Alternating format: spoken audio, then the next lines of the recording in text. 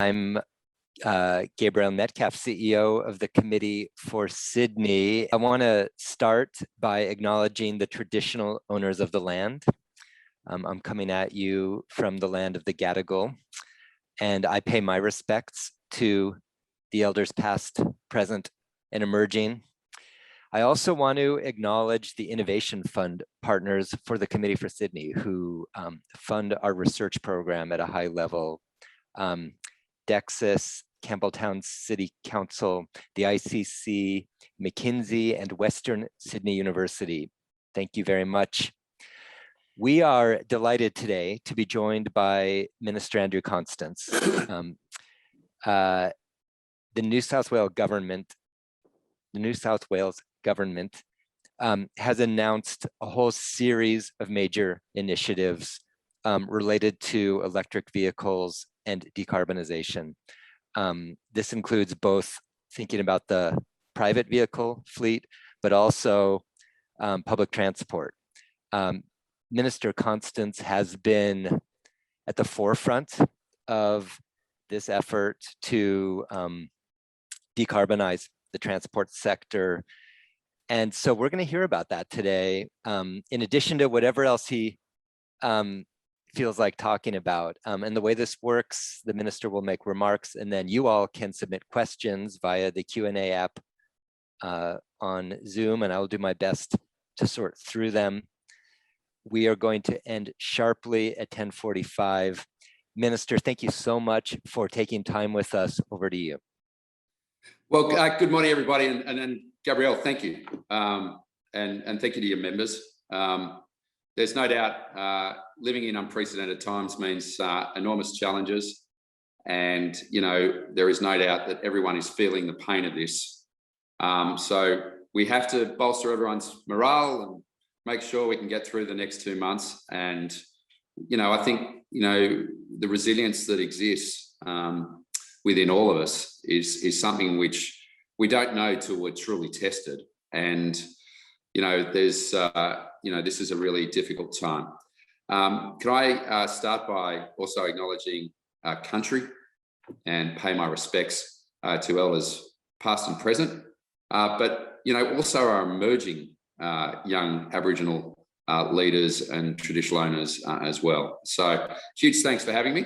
And this is a great topic of discussion and something which is really important to me in terms of not only making sure we have a legacy for our children, but also making sure that we improve our own quality of lives as quickly as we can. Can I just say, Gabrielle, I've learnt a lot of things during COVID, but one of the important things I've learned is that getting up every morning, it's nice to actually get up and have to give a speech like this, because I've had to put a shirt on. I had a meeting the other day with the Governor of New South Wales, and I learned a valuable lesson that you've got to make sure you dress entirely appropriately, because when she actually entered the video call, she actually, I didn't realise, but I had to stand up. And even with the way video technology, it was a little bit embarrassing when I had to stand up. I had tracky dacks on, but I had a full suit on and tie and jacket above. So I can assure everybody I'm fully dressed this morning for this event. Look, just a couple of things. The next 2 months are probably going to be the toughest we all live through. There's no doubt one thing that we all need to do, and I've certainly been doing it over the last few months, living at home alone, is taking the time to actually think what the future means. What does it hold for us, our children, our future generations? I know we're all being forced to work at home, and some of us are doing Zoom meeting after Zoom meeting, but this time is going to be incredibly important for those who are deep-seated futurists and thinkers around what public policy can mean, how we can get through the COVID pandemic as quickly and as best we can. And then we come out of this thing in a way in which we've got all this pent-up need to socialise, drive our economy, drive our city and regional growth, and use emerging technologies, tackle sustainability, and do it in such an incredibly positive way. And I have done a lot of thinking, I think it's fair to say, over the last couple of months about what all this means. You know, I'm very sensitive to the impact of our environment and our own mental health and well-being.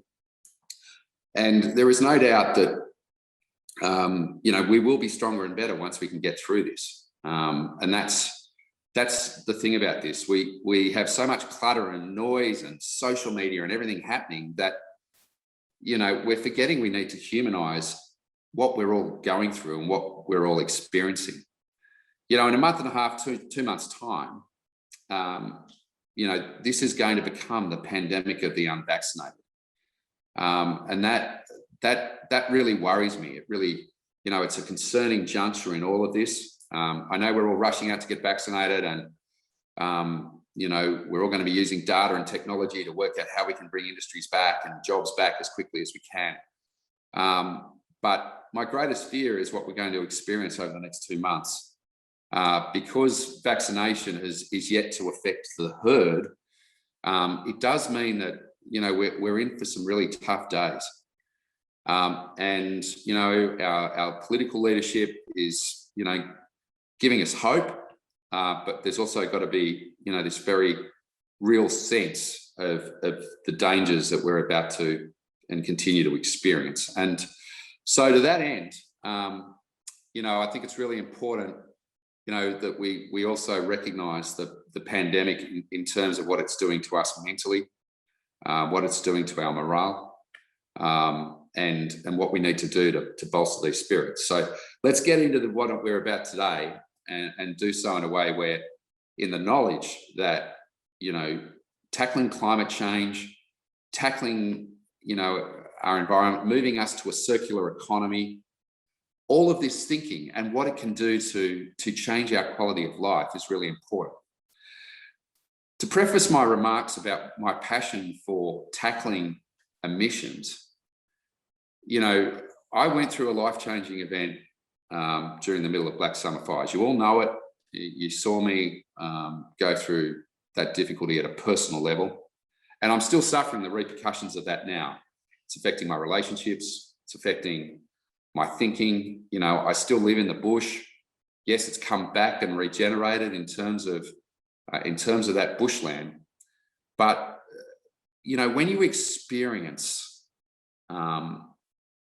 an event, a global event that puts your life at risk, not just for, you know, an hour or two in a morning, but over many weeks, and you experience a pyrocumulus firestorm, a fire cyclone, in, you know, at 8 o'clock in the morning, you know our globe has changed. You know our climate has really changed. You know that there is no water left in our vegetation or our, you know, our water table. We've dehydrated our planet. I mean, we live on the driest continent on Earth, and yet we're dehydrated at such a level. And, you know, I can tell you now, even from experience, that the bushland's going to burn again, and it's going to burn again in bushland that, you know, went through the Black Summer fires. You know, our forest ecology has changed. The way in which, you know, our typical bushland recovery has changed. The vegetation type has changed. It's been replaced by black wattle, which is growing, you know, at such a rate that, you know, with the change in our climate, it's going to explode again, and it'll explode again quickly, more quickly than we've ever thought. You know, you hear old-timers say, oh, you know, we see fire events like this every 40 to 50 years. No, this is now on such a speed and so quick that our environment is changing at such a dramatic pace that this is as scary as you can get in terms of what we now need to do. So as a state transport minister and roads minister, you know, I have every opportunity to take that human experience that I went through, you know, seeing those firestorms, you know, and being in the middle of them. And, you know, there's this satellite photo which shows over a 50-kilometre expanse how much I was in the middle of this. I don't want to ever see this again. And I don't want anybody to experience it. And I don't want, you know, certainly my child to experience it. I don't want any of us to go through that again. Our cities are being changed and transformed because of climate. So what I've now stipulated is I want to change the branding of Transport for New South Wales to be the green transport for New South Wales. I want us to lead the world out of New South Wales in terms of what we are doing to tackle climate change and dealing with greenhouse gas emissions. And forget the 2050 target. We can get on with this now. It generates jobs, it generates innovation, and transport can lead the way.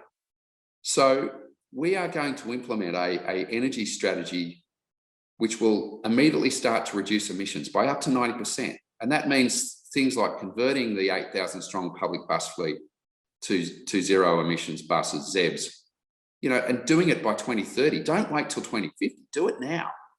And we're seeing our manufacturers convert their factories, drive jobs. In fact, Customs Dennings in Western Sydney is now producing the most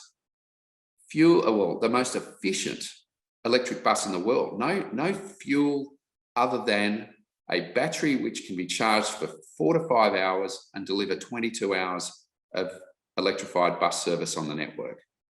We already demonstrated when we built Sydney Metro. We also built the largest solar farm in the nation. To offset the electricity emissions, the emissions associated with electricity generation on the Metro train, by building the Beryl solar farm, we're now purchasing 130,000 megawatt hours a year of renewable energy to offset Metro Northwest.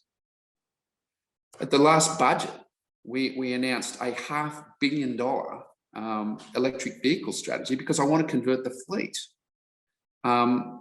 Vehicles need to transform in this country. We don't want to be a dumping ground for the combustion engine because we haven't laid in place the right public policies to be able to do that. And that's why it's not just about handing out, and we've done this, we're going to hand out grants, we're going to give,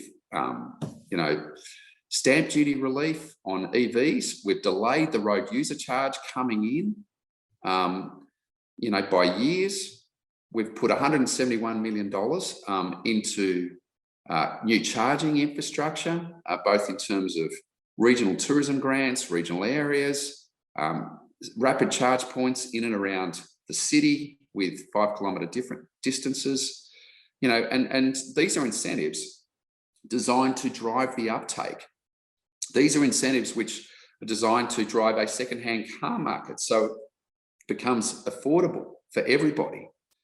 And we're targeting, what Canberra describes as luxury cars, but what I describe as what should be one of the greatest changes in energy use that we could ever experience. And we're going to have to do it at a pace that doesn't take decades, but takes a few years. And that's why we've done what we've done. We're going to see electric ferries come into the market. Our purchasing agreements for electricity, I've made it clear to Sydney Trains, as a consumer, as one of the largest consumers of baseload electricity in New South Wales, I want you to purchase renewables. And I want you to use your electricity supply contract by 2025 to be able to achieve this so that you can drive investment in renewable energy across the board. And guess what? Not only does this make sense for our environment, but if you look at pollution and tailpipe exhaust pollution and the deaths that it causes in our cities, and we're not talking a couple of hundred people, we're talking thousands suffering every year. This is about as much as protecting the environment as protecting our own health. In fact, I've seen numbers which say that, just by electrifying Sydney's bus fleet, the savings to health and the environment add up to about $1.9 billion. Now, why not take those savings and speed up the conversion of the electric bus fleet? And that's what we're now doing with our contracting and everything else. So by changing our supply agreements on trains, by electrifying our fleet, both in terms of buses, vehicles, ferries, there is no doubt that green transport for New South Wales can absolutely lead the world. And that's why by doing what we're doing, we are sending a signal to our energy players that we are in the game here. We can make this affordable and economically sustainable for everybody in a way that, you know, we should ensure. You know, climate change is real. You know, I get highly agitated when I hear federal politicians not understanding how serious this is for our country and our children. You know, some of those people maybe need to experience a black summer fire to understand what I'm talking about. Our world's changed, and we've got to do everything we can to make sure that we don't continue to contribute to making it worse. You know, I'm really inspired by looking at different ways to achieve this. You know, I had a discussion with one of our major point-to-point players the other day, and it makes economic sense for everybody to be moving to electric vehicles. You can reduce the savings in terms of your daily maintenance and yearly maintenance costs on running a vehicle by about $1,200. You're saving fuel costs, you're saving maintenance costs. We're going to make it even more attractive by giving electric vehicles access to transit lanes. I'm very inspired by what's happened in places like Norway, where we have seen, you know, not only financial benefits being a key driver of the uptake, but also, of course, looking at ways in which we can make it more attractive in terms of our public amenity to be able to do this. So, you know, this is a great, great opportunity for us. I want us to kill dead the age-old arguments and the wasting of energy on political arguments. I believe the states can go it alone here. Our energy ministers, our transport ministers, our agricultural ministers at a state level, we can actually put in place the public policy that drives the community outcome instead of having politics affecting the public politics at a national level. We can actually use the public policy to drive the politics. And that's where I think it's really important, particularly over the next few months, we take this opportunity that the pandemic is offering us up to slow down in our thinking, step back, and actually look at how we can change this world for the better. And I know that's what I want to do with transport moving forward. I certainly feel at a national level, we've got this great ability to reset the public discourse in terms of climate change policies. It irritates me no end that, you know, we have these great state-based initiatives where we're trying to convert our manufacturing, we're trying to convert our industry, and we're seeing that incredible leadership from business. But there is nothing that's being provided from Canberra to be able to partner with the states in terms of their initiatives that we're doing. It wouldn't mind if it was electrifying the bus fleet or looking at our purchasing requirements from our major, usage in terms of electricity through government supply contracts.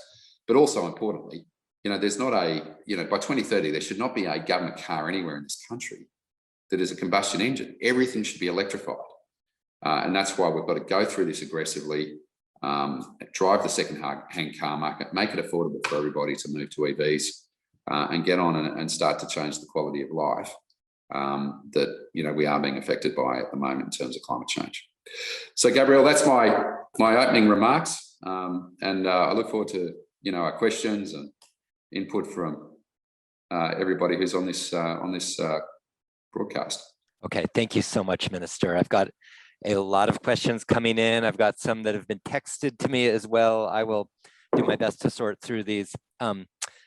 But first of all, let me just say congratulations on all of this progress. And I think a very sensible deal cut about road user charging, that it will apply to electric vehicles, and it should, but not until the uptake has progressed further. Cars are still cars. They still have impacts on roads. They still have impacts on quality of life for the people who live next to busy roads.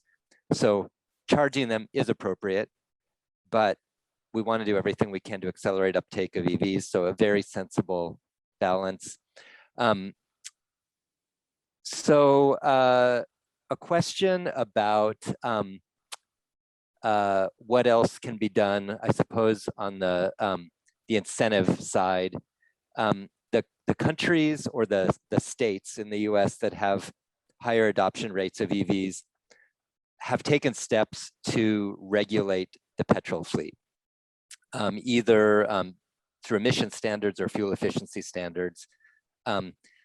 Here in Australia, New South Wales would be federally preempted from regulating emission standards, but it's not federally preempted from fuel efficiency standards on the standard vehicle fleet. Would you be open to going down that path to essentially outlaw the worst of the polluters? 100%, 100%. But let's work to basic principles first. You should not tax innovation at the early stages. We need every federal and state, charge to come off EVs, right? This crazy attitude. I heard it out of the federal minister saying, "Oh, EVs are luxury cars." Forget the last federal election, right? Forget that Labor had a good policy and the other side was still scrambling with dealing with the issue. Forget that, right? That was a couple of years ago. Landscape's changed. So anything that can be done to make sure there is incentivization of innovation is key. Like, it angers me that we do not have innovation in this country in terms of batteries. Yeah. We've got one of the best mining sectors in the world. Now, mining is key to the delivery of batteries. So why aren't we looking at how we can produce the nickel and get on with the innovation and produce our own battery in Australia that is the best in the world, instead of us having to rely on imports? So, yes, it's a carrot and stick approach. I agree with you in terms of what you're saying. Yes, we should be looking at regulating with appropriate standards, ways forward to incentivize the innovation. But I think we can be a kinder country in that regard. I think the more incentives versus the less stick, the better this is going to be in terms of job opportunities, because, philosophically, this is all about innovation. Yeah. What about, several questions here. What about putting in a road user charge on internal combustion engine vehicles immediately?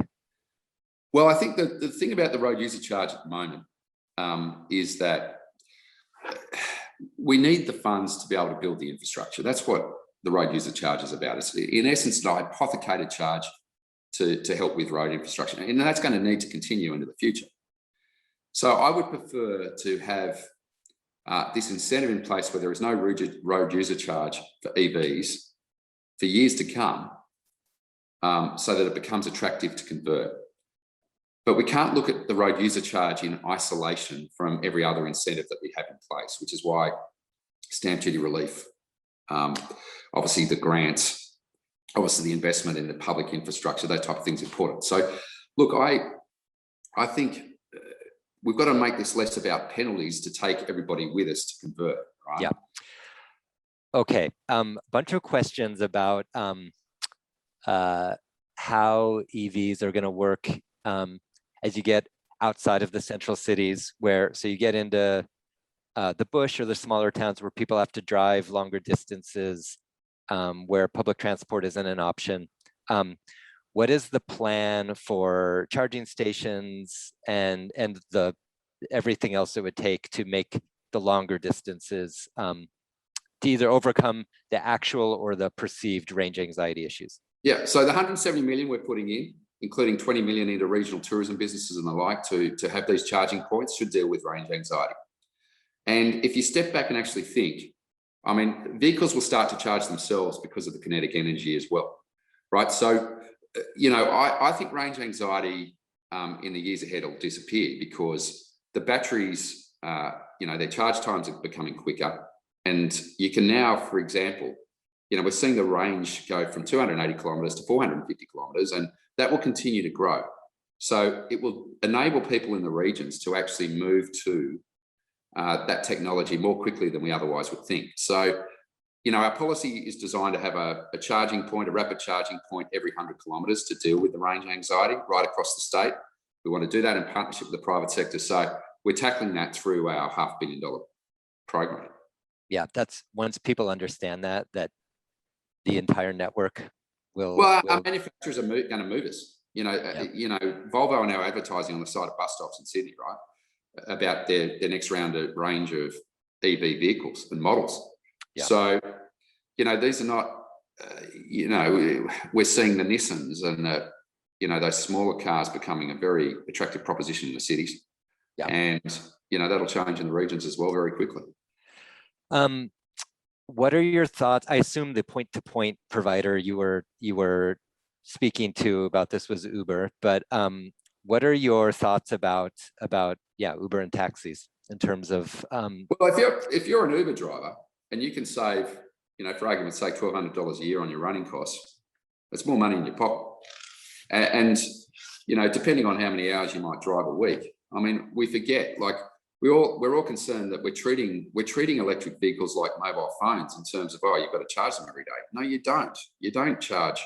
Your average car drives 38 kilometers a day, right? So if you've got a range of 450 kilometers with your small EV in the city, you're not going to need to charge your car for maybe 5, 6, 7 days. So it's that change in thinking that we've got to move with in terms of EVs. So our manufacturers will shift us that way if we're providing the right incentives, and that's why we want to lead the world on this, particularly with a continent which is in the southern part of the southern hemisphere. We're a long way from the rest of the world. So we've got to shift. We've got to shift our thinking. So yeah, look, I think to that end, some of the perceptions and the realities don't marry up in terms of EVs, and we've got to change that. So it sounds like with taxis and with Uber, you think that the incentives are already there, that those fleets will convert to EVs on their own, is what you're saying? Yeah, I mean, as I said, I mean, if you're able to run an EV as an Uber driver and do it cost effectively, and consumers want to choose EVs for their main transport, and Uber drivers can gain access to transit lanes, and I wouldn't necessarily rule out bus lanes in the future either. There is this opportunity. So yeah, Minister, I can report back from California that allowing EVs in public transport lanes only works when there are not very many EVs, and once you get a lot of uptake, then that idea has to go away. But anyway, that. Yeah. What are your thoughts about trucking? A harder sector to decarbonize, but one that's going to come up next.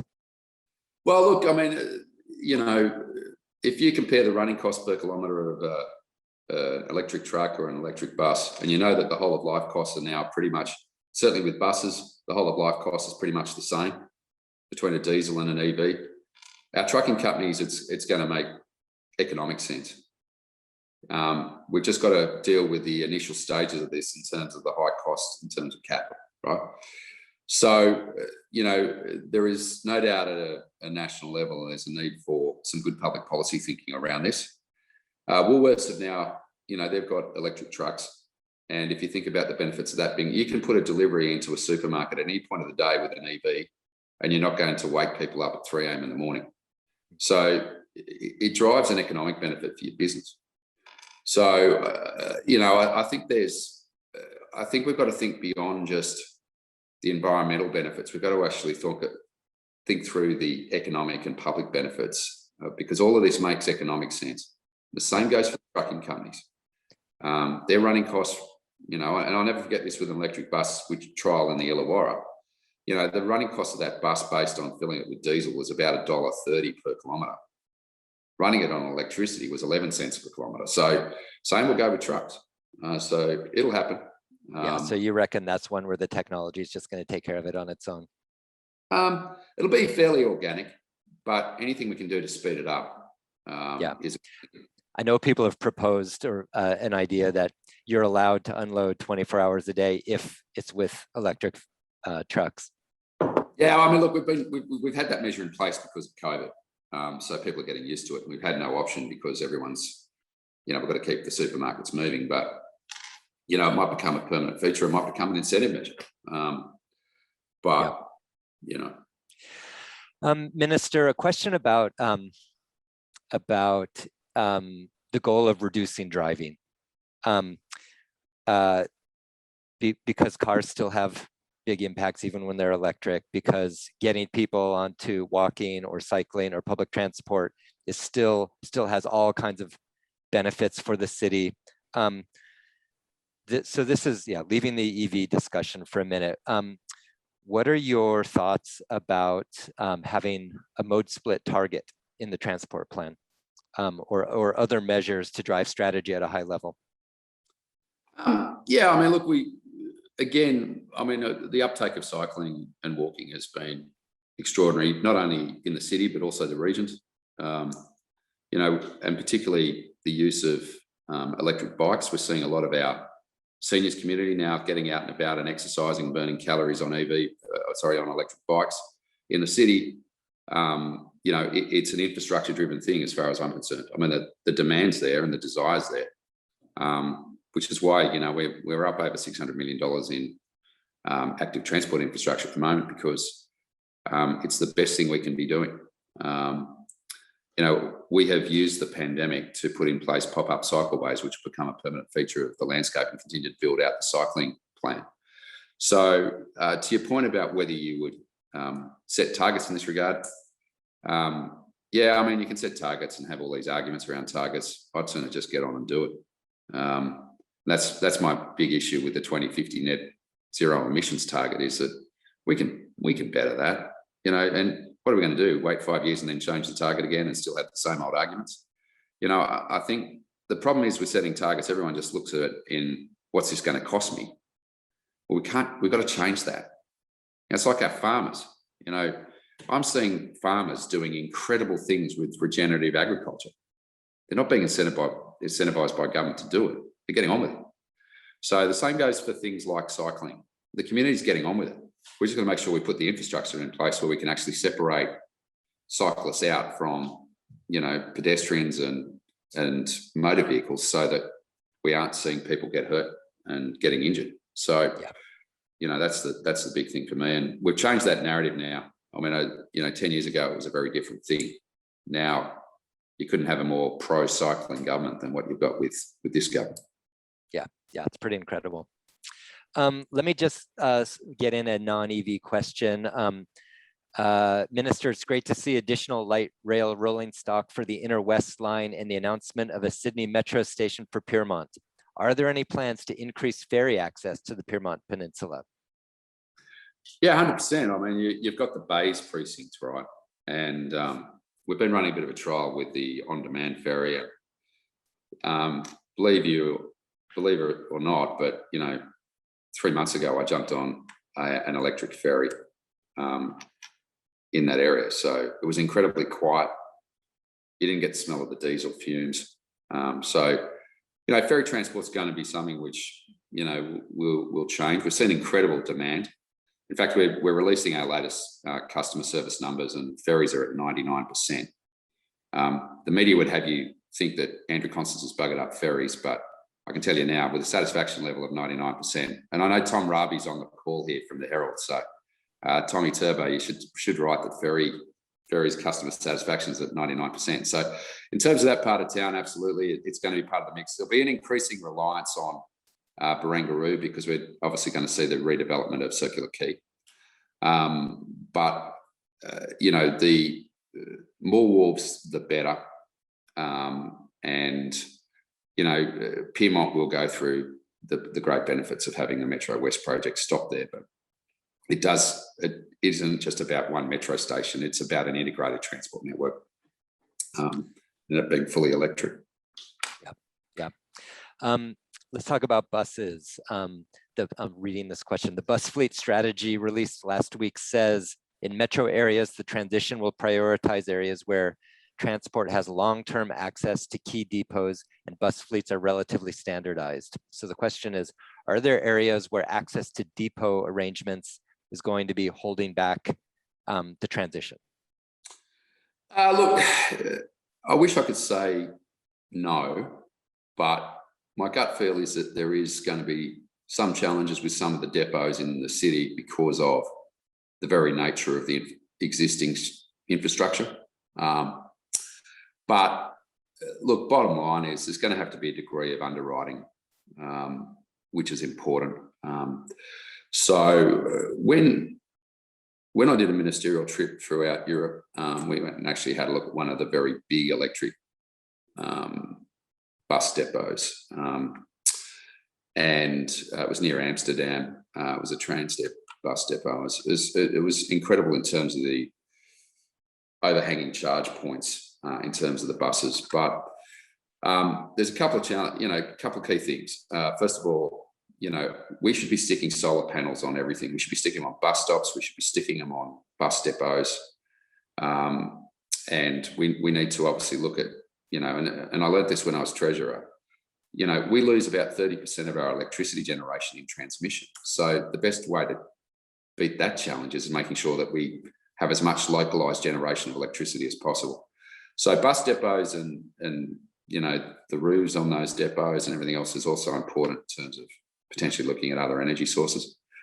We've also got the options where we're going to see some trials in relation to hydrogen, particularly in the Hunter. So that'll be again about scale and making it economically attractive, even though at the moment it's a very capital intensive innovation, which we've got to try and work around. But yeah, I mean, I think for some of our operators, there will be that challenge in terms of the conversion of the depots, and we are going to have to meet that challenge. With the franchise of the STA, we've now used those contracts to make sure that we're not buying diesel buses anymore. In fact, yep. It's been a very long time since we acquired a diesel bus in the Sydney metropolitan area. So it's all good. We just have to tackle it on a case-by-case basis. Yeah. Minister, a couple of questions have come in about the home end of the charging for EVs. If you own your own house and you have a garage, then it's on you, and you put in a charger or you don't. But if you don't own your own car and you rely on car sharing, or you park on street, or you live in an apartment building and you don't control the garage, those are barriers to at-home charging infrastructure. Any thoughts on how you overcome those? Yeah, so in the EV announcement, we said that we're going to have within a 5-kilometre radius of everybody in the city a rapid charge point. So that's starting to roll out the infrastructure now to be able to deal with those who have on-street parking and don't have access to a charge point in their apartment, for instance, or in their home. So that's where the thinking comes into it. You've also got a lot of the petroleum companies now starting to work out what the future use of petrol stations is going to be like, and that's something which will also see the rollout of more charging infrastructure across the community. So I don't see that as a major barrier. Yeah, so you won't have to have it at your house. You'll be able to go to a rapid charging spot. One of the things that Norway's done is it provides free car parking to people who have EVs, in their city area. So you can drive into work, charge your car up for free in a car park, and it's a purely EV only car park. So we've got to think about how we use our car parking differently so that we can deal with that issue. I don't see it as a major hurdle. Minister, the emissions profile of EVs depends on of course, the energy generation mix for the grid as a whole. Many countries have found an unintended short-term consequence of GHGs increasing as they shift to EVs because their broader generation mix is still pretty dirty. That gets better every year in most places, but I guess in terms of not exporting the pollution from tailpipe to somewhere else, what's your sense of the trajectory of the conversion of the energy generation mix as a whole to non-greenhouse gas generating? Well, I mean, look, if you look at some of the renewable energy precincts that are being developed for the regions, you will see that we're going to actually be able to generate as much base load, if not more base load, than going through this silly argument about building more coal-fired power stations. So, it's all about market confidence and investment signals. So when I come along and say, right, Sydney Trains convert, they're a customer which takes up about 1.5% of the baseload electricity consumption in the state. We're going to move that consumer to renewable. then that gives confidence in terms of the investment. So it's not just about it being a government-driven thing, it's also about it being a consumer-driven thing. So, you know, I think there is a increasingly, you know, what Matt Keane's doing in this area is important. The other thing with EVs is they don't have to be charged during peak demand. This is the other point. You know, you can be charging them at 3 a.m. in the morning.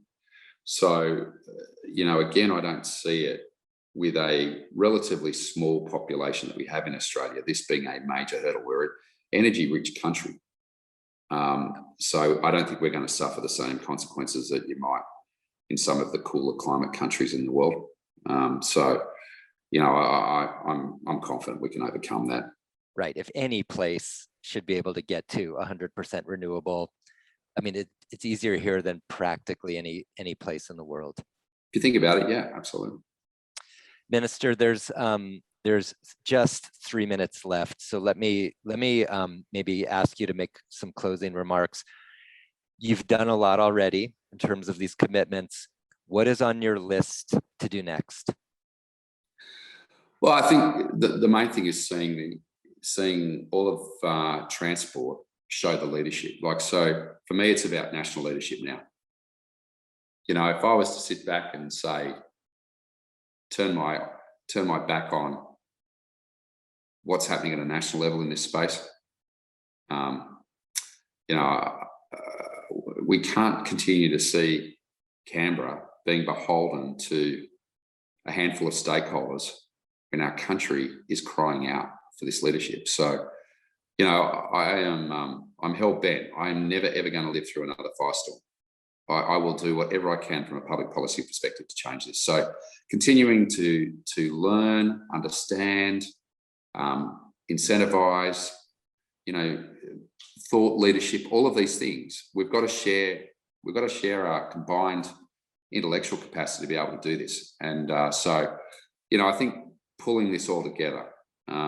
You know, when I started out in the process with EVs, we had a very difficult challenge with Treasury to overcome, but we did it because it made economic sense and social sense. So, look, I think, you know, just dealing with the background of the political noise. I mean, we should not be an embarrassment on the national scale, you know, on the national stage. We should be leading the world and showing how it can be done, because we are a country which is incredibly susceptible to the impacts of climate change. And I still to this day do not know how we didn't bury thousands of people during the Black Summer fires. It so easily could have happened that way. And the next major event in that regard could result in that.